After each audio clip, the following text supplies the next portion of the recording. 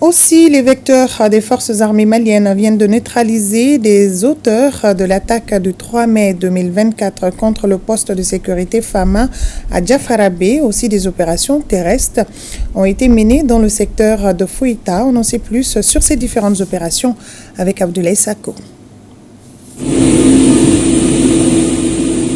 Des arbres, encore sous des arbres, comme si ceci pouvait les servir d'abri face au déluge de feu des vecteurs aériens maliens. Nous sommes le 6 mai 2024. Les forces armées maliennes identifient à Numbozo, à 7 km est de Massina, des terroristes auteurs de l'attaque du 3 mai 2024 contre le poste de sécurité Fama de Diafarabé. Ces frappes d'une précision chirurgicale anéantissent les ennemis. Parallèlement, une reconnaissance offensive terrestre a visé et détruit 2 refuges des complices terroristes dans le secteur de Fouata.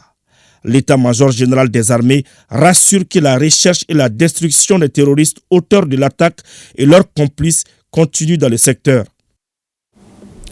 Le nouveau commandant de la zone de défense de Ségou a visité certains postes de commandement du secteur 5 de l'opération Maliko pour s'enquérir des conditions de travail des troupes sur le théâtre des opérations à Massina et à Diafarabé. Reportage Image d'Irpa avec la voix de Fousséni Samaki. Après sa prise de fonction et pour sa première sortie sur le terrain, le commandant de la zone de défense numéro 2, colonel Suleiman Doumbia numéro 2, s'est rendu au poste de commandement de Massina et de Diafarabé. Il voulait s'enquérir des conditions de travail de ces hommes, ensuite échanger avec eux sur le renforcement des dispositifs sécuritaires. C'était de mon devoir quand même de me déplacer pour venir au moins m'entretenir avec mes différents éléments sur le terrain et particulièrement à Diafarabé suite à cette attaque terroriste barbare que ces gens ont subi à Diafarabé.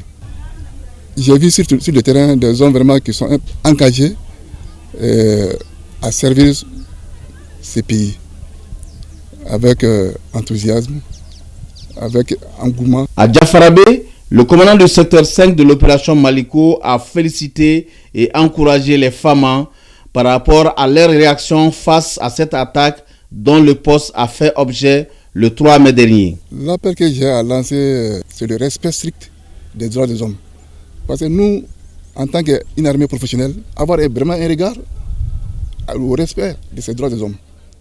Après des messages d'encouragement et de félicitations de la hiérarchie militaire, le colonel Doumbia a rendu des visites de courtoisie aux notabilités des localités visitées.